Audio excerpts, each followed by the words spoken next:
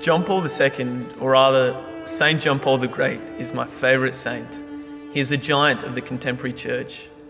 A particular principle that John Paul II knew and lived came from Gaudium et Spes, paragraph 22. And there it states that only in the mystery of the incarnate Word does the mystery of man take on light. He not only knew it in here, but he lived it and pondered it in his heart.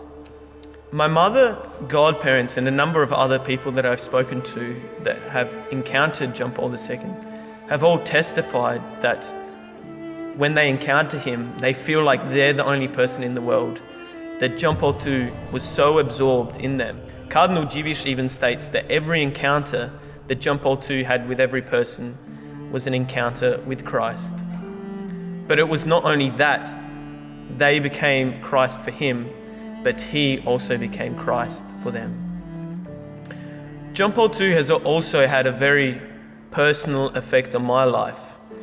About 10-15 years ago, my father was diagnosed with a brain tumour.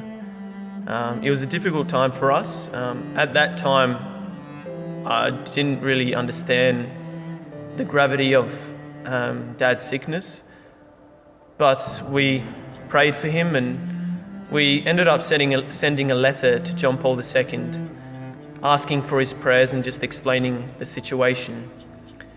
John Paul II wrote a letter back saying that he was praying for Dad and wished us all the best, and to keep saying the rosary and to hold close to our Blessed Mother. Dad then went for another scan, and the brain tumour, which was the size of a 20-cent piece, had disappeared. The doctors couldn't explain it.